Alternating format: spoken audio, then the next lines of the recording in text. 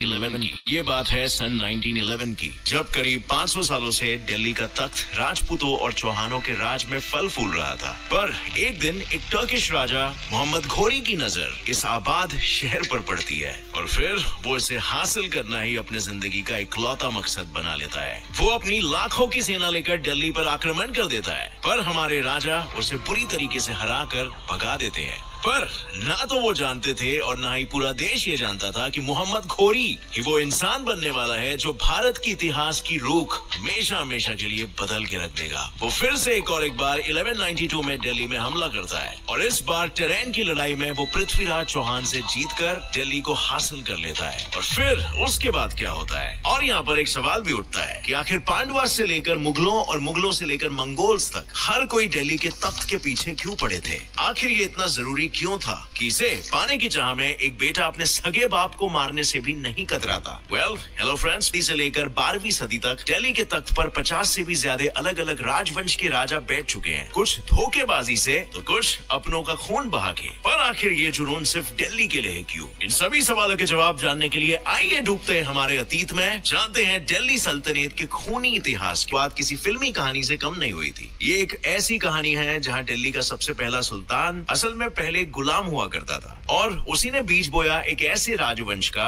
जिसने दिल्ली के तख्त पर पूरे 84 इयर्स तक हुकूमत की और भारत का नक्शा तक बदल डाला। इस राजवंश की शुरुआत 1206 में मोहम्मद घोरी के मौत के बाद हुई और उनके उत्तराधिकारी ने घोरी के सबसे वफादार गुलाम और लेफ्टिनेंट जनरल कुतुबुद्दीन ऐबक को दिल्ली का सबसे पहला सुल्तान घोषित कर दिया। कुतुबुद्दीन ऐबक खुद एक गुलाम होने की वजह से वो दिल से बहुत ही नेक था और हमेशा अपनी प्रजा को युद्ध जीतने के बाद तोहफे दिया करता था, जिस वजह से लोगों ने प्यार से लख बख्श भी कहते थे। और वो हमारे लिए कुछ ऐसे ऐतिहासिक स्मारक छोड़ गया जिसे आज दुनिया भर से लोग देखने आते हैं, जैसे कि विश्व प्रसिद्ध कुतुब मीनार, कुव्वतुल इस्लाम और 2.5 दिन का झोपड़ा जैसे मस्जिद।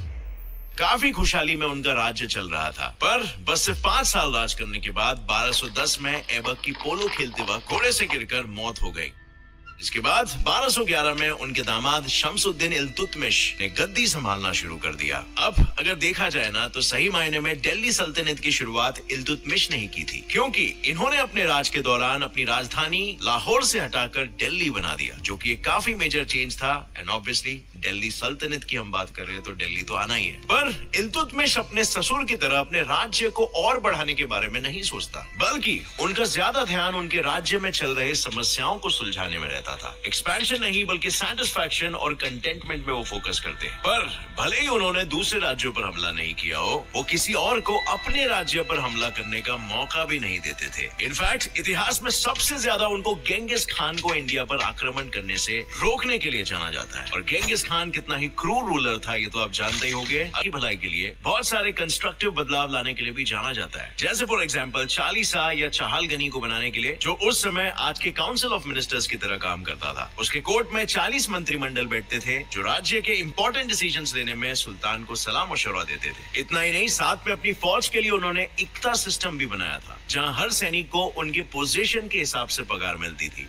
उनकी मौत के बाद दिल्ली सल्तनत की गद्दी उनकी सबसे बड़ी बेटी रजिया सुल्ताना के हाथों में आई, जो दिल्ली की सबसे पहली और आखिरी महिला सुल्तान बनी। पर आज ही की तरह उस समय भी लोग औरतों की कामयाबी से जलते थे और हमेशा उसके अच्छे कामों को नजरअंदाज कर देते थे। रजिया के भी सुल्तान बनने पर कई लोगों ने विरोध किया और उसके 4 सालों के शासन के बाद ही 1240 में उसके भाई मुइजुद्दीन बहराम शाह ने उसे मार दिया। इसके बाद कई सुल्तान आए और कहीं गए, पर कोई भी दिल्ली के गद्दी को संभाल नहीं पाया। लेकिन फिर 1266 में मामलुक राजवंश की गद्दी पर बैठा एक ऐसा खतरनाक सुल्तान जिसने 21 सालों तक दिल्ली पर अपना हुक्म बनाए रखा। उसका नाम था घियासुद्दीन बलबान।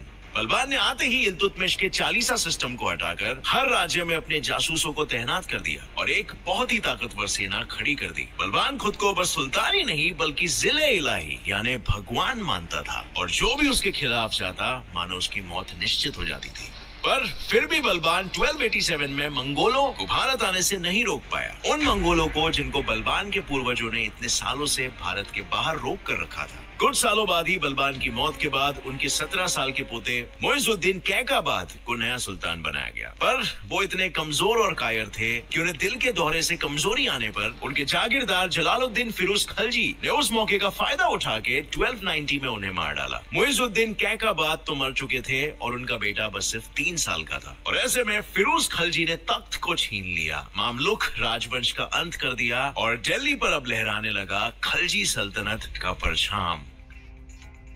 खलजी सल्तनत सबसे ताकतवर, खौफनाक और तानाशाही सल्तनतों में से एक था, जिसने 1290 से लेकर 1310 तक भारत के कई राजा महाराजाओं को लूटकर पूरे देश में आतंक फैला रखा था। पर खलजी सल्तनत दिल्ली की एक इकलौती ऐसी सल्तनत थी जिसने अपना परछाम बस दिल्ली के तख्त पर बैठे बैठे ही देश के दक्षिण भागों से लेकर पश्चिम भागों तक लहराया था। मामलुक सल्तनत का खात्मा करके फिरोज खलजी ने अपना शासन 1290 से लेकर 1296 तक चलाया। वो हमेशा से अपनी प्रजा के लिए एक होनहार और विनम्र सुल्तान रहे, पर वो तकरीबन 70 साल के थे और सही वक्त देखकर 1296 में उनके दामाद अलाउद्दीन खिलजी ने उनको मारकर सुल्तान की गद्दी छीन ली। Kind of like karma, right? बेटा बाप से वही सीखेगा जो बाप उसे सिखाएगा। और अब इतिहासकारों के अनुसार खलजी सल्तनत का असल विकास अलाउद्दीन के आने पर ही हुआ। पर अगर देखा जाए तो अलाउद्दीन सुल्तान कम और लुटेरा ज्यादा था, क्योंकि उसने एक अशोका सम्राट जैसा बड़ा राज्य तो स्थापित कर लिया था, पर उसके राज में लगातार वो गुजरात, रणथंभौर, चित्तौड़गढ़, देवागिरी, वारंगल, मदुराई जैसे राज्य को लूट रहा था। और इसी में उनके जनरल मलिक जफूर 1308 में वारंगल से विश्व प्रसिद्ध कोहिनूर हीरा लूट कर ले आए। लूटपाट के साथ अपने 20 सालों के राज्य में अलाउद्दीन ने तकरीबन लाखों लोगों को जोर जबरदस्ती से इस्लाम कबूलवाया, और जो कबूल ना करते उन्हें बड़े ही बेरहमी से चीयत का तो पता नहीं, पर समझदारी शायद बहुत थी उसमें, क्योंकि उसने अपने राज्य में फ्री पॉलिसी यूज करके रोजमर्रा की चीजों का भाव कम करवाया, मार्केट्स को डेवलप किए, और सबसे महत्वपूर्ण, उसने मंगोल्स को भारत में आने से रोक के रखा था। साथ ही उसने राजस्थान में अलाई फोर्ट और लड़ाई दरवाजा भी बनाया, जिसे देखने आज भी कई टूरिस्ट आते रहते हैं। इन सब के साथ जैसे आपने फिल्मों में देखा होगा कि अलाउद्दीन बाइसेक्सुअल था और उसे अपने जनरल मालिक काफूर से बेहद लगाव था। और इतिहास के हिसाब से अलाउद्दीन के पास एक हैरम था जिसमें तकरीबन 70,000 से भी ज्यादा मर्द, औरतें और बच्चे थे, जिसके साथ वो जब चाहे, जो चाहे, जहां चाहे सब कुछ कर सकता था। पर हर बुरे सपने की तरह अलाउद्दीन का भी खात्मा हो गया, और कहा जाता है उसे मारा गया उसके ही जनरल मालिक काफूर ने, उससे गद्दी हथियाने के चक्कर में। और दूसरी तरफ कुछ इतिहासकारों का ये भी कहना है कि उसे कोई जानलेवा बीमारी हो गई थी, जिसके कारण उसकी मौत हुई और जनरल का कोई रोल नहीं था। वेल, इस बात की सच्चाई उसके लाश की तरह ही लापता है। उसकी मौत के बाद उसके 6 साल के बेटे शिहाबुद्दीन उमर को सुल्तान बनाया गया, और वो छोटा होने के कारण सारी सियासती ताकत मालिक काफूर के पास ही थी।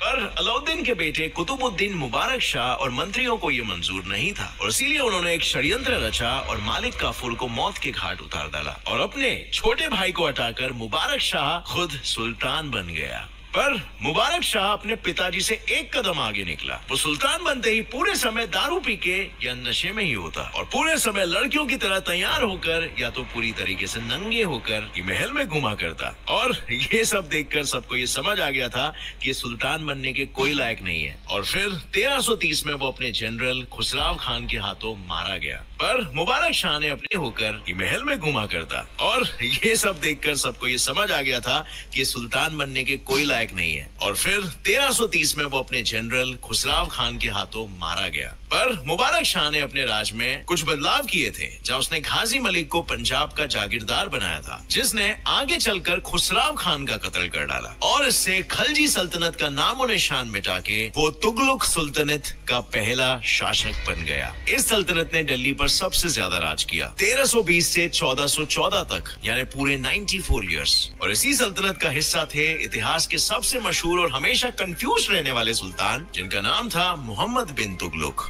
और उन्हें ये खिताब देने के पीछे बहुत सारे कारण हैं। वैसे तो इस शासन की शुरुआत गाजी मलिक उर्फ घियाजुद्दीन तुगलक ने की थी, पर वो ज्यादा देर तक राज नहीं कर पाया, क्योंकि 1325 में उनके बेटे मोहम्मद बिन तुगलक ने उन्हें मार दिया, और फिर शुरू हो गया इस संकी सुल्तान का दौर। इसे संकी इसीलिए माना जाता है क्योंकि वो हमेशा बिना सोचे फैसले ले लेता और फिर खुद ही उन फैसलों पर मुकर जाता, और वैसे ही इसने एक बहुत ही बड़ा फैसला ले लिया था और अपनी राजधानी दिल्ली से बदलकर दौलताबाद यानी देवगिरी बना दी थी। इसके पीछे का कारण ये था कि मंगोल लगातार दिल्ली पर हमला कर रहे थे, तो उनसे बचने के लिए हमें थोड़ा और दूर चले जाना चाहिए और दौलताबाद तक वो नहीं पहुंच पाएंगे। और इसी फैसले से उसने अपने सारे मंत्रियों को और अपने प्रजा को दौलताबाद चलने का हुक्म दे दिया। पर जैसे ही वो लोग वहां पर गए, दिल्ली पर ध्यान देने वाले कोई सुल्तान ना होने के कारण मंगोल्स लगभग दिल्ली पर कब्जा करने ही वाले थे। और जैसे ही मोहम्मद को अपनी गलती समझ में आई, मंगोल्स को भगाने के लिए वो वापस दिल्ली लौट आया दौड़ दौड़ कर। पर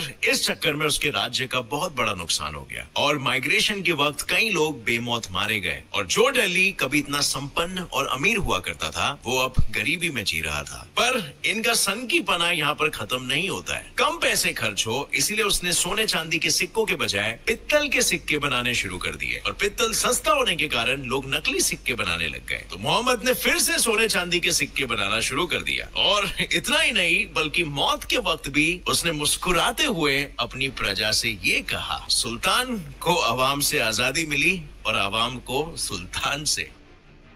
इसकी मौत के बाद दिल्ली के तख्त को फिर से एक काबिल सुल्तान मिला जो था फिरोज शाह तुगलक। उसने सुप्रसिद्ध किला फिरोज शाह और कई शहर बांधे जैसे कि फिरोज शाहपुर, हिसार, फिरोजाबाद, फिरोजपुर, जौनपुर, जहानपना एटसेट्रा। उन्होंने दिल्ली में दारुल शिफा अस्पताल बनाया जो मरीजों का मुफ्त में इलाज करता था। और भी उन्होंने कई समाज सुधारक काम किए जैसे कि गरीब लड़कियों की शादी करवाने के लिए दीवाने खैरत का रूल बनाया, लोगों को रोजगार देने के लिए दीवाने बनागदन और बुजुर्गों को पेंशन देने के लिए दीवाने इस्तिकाका। पर 37 इयर्स राज करने के बाद उनकी मौत हो गई और उनके बाद दिल्ली को संभालने के लिए कोई भी काबिल राजा नहीं था। और इसी का फायदा उठा के 1398 में टर्किश चीफ और मंगोल के शासक तिमुर ने दिल्ली पर हल्ला बोल कर दिया और उस समय का जो सुल्तान था वो तैमूर से डर के भाग गया और बस 5 दिनों में तैमूर ने दिल्ली में ऐसा हाहाकार मचा दिया कि 2 लाख जितने लोग मारे गए, औरतों, बच्चों और मर्दों का सरेआम शोषण किया, कई लूटे गए तो कईयों को बंदी बनाकर ले जाया गया और इस सब से उभरने के लिए दिल्ली को करीबन 100 साल लग गए। पर इतना सब होने के बाद भी तैमूर को दिल्ली के तख्त में कोई दिलचस्पी नहीं थी। वो वहां से निकल गया और दिल्ली का शासन अपने गवर्नर खिज़र खान को दे दिया और इसी के साथ अंत हुआ तुगलक सल्तनत का और पैदा हुआ दिल्ली का सबसे कमजोर सल्तनत सईद सल्तनत। सईद सल्तनत दिल्ली पर राज करने वाला सबसे कमजोर सल्तनत था जो अपने 37 इयर्स के राज में राज्य को सिर्फ 64 किलोमीटर से ज्यादा बढ़ा ही नहीं पाया था। इस राजवंश के स्थापक खिज़र खान की मौत के बाद कोई सक्षम सुल्तान नहीं था। ऊपर से उनका आखिरी सुल्तान आलम शाह बहलूल खान लोदी से लड़ते वक्त डर के भाग गया और पूरी सल्तनत बिना किसी लड़ाई के बहलूल लोदी के हाथों में आ गई और इसी के साथ सईद सल्तनत का कमजोर राज भी खत्म हो गया और शुरुआत हुई लोदी सल्तनत की।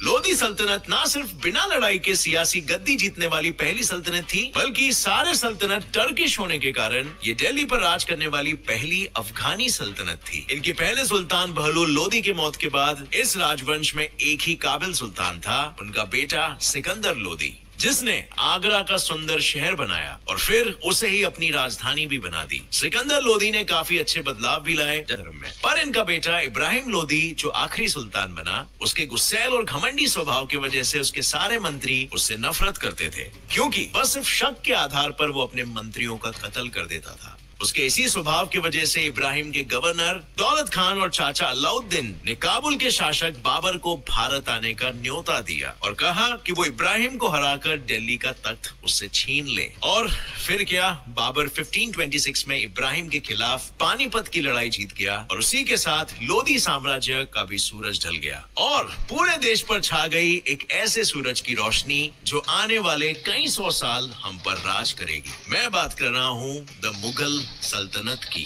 अब फ्रेंड्स, इस पूरी कहानी में एक चीज तो साफ हो गई कि ताकत और गद्दी सगे संबंधियों से भी बढ़कर होती है और उसी के चक्कर में न जाने कितने लोगों ने खुद के घर वालों को मौत के घाट उतार दिया, सिर्फ और सिर्फ दिल्ली की गद्दी पाने के जुनून में। पर दिल्ली में आखिर इतना क्या खास था? तो दरअसल बात यह है ना कि राजपूतों के समय दिल्ली को एक बहुत ही जरूरी कमर्शियल सेंटर माना जाता था। जहाँ देश भर के सारे व्यापारी व्यापार करते थे और सारे सिक्के भी यहीं पर छापे जाते थे, जिस वजह से दिल्ली सबसे अमीर शहरों में से एक था। और दिल्ली सल्तनत के समय उनके देश भर के सारे राज्यों को वो दिल्ली में बैठकर ही संभालते थे। तो इसका मतलब ये होगा कि अगर दिल्ली पर कोई कब्जा कर ले तो वो आसानी से उससे जुड़े हुए बाकी के राज्यों को भी कंट्रोल कर सकता था। So it was like coordinating centre. और फ्रेंड्स, यही वजह थी कि दिल्ली इतना इंपॉर्टेंट क्यों था। अब फ्रेंड्स, मैंने ये वीडियो मुगल सल्तनत तक छोड़ दिया है क्योंकि मैं सोच रहा हूँ मुगल सल्तनत पर मैं अलग से ही एक वीडियो बनाऊं, क्योंकि उसका इतिहास अपने आप में एक काफी बड़ा और इंपॉर्टेंट रोल प्ले करता है इंडियन हिस्ट्री में। तो अगर आप उस टॉपिक पर भी एक वीडियो देखना चाहते हो तो नीचे कमेंट्स में मुझे बताना और मैं बहुत ही जल्दी इसका नेक्स्ट पार्ट मुगल एम्पायर पर भी आपके लिए पेश करूंगा। और अगर ये वीडियो से आपको कुछ भी नया सीखने मिला तो एक लाइक जरूर ठोकना। काफी मेहनत लगती है सारे फैक्ट्स ढूंढ कर निकालने में और एक लाइक से हमें मोटिवेशन मिलता है। इस वीडियो को अपने फैमिली मेंबर्स और फ्रेंड्स के साथ शेयर करो ताकि वो भी इंडियन हिस्ट्री के बारे में कुछ जान सके। और अगर नए हो इस चैनल पर तो अभी सब्सक्राइब भी कर लो और नोटिफिकेशन बेल ऑन कर लो, क्योंकि ये सारे फैक्ट्स ढूंढ कर निकालने में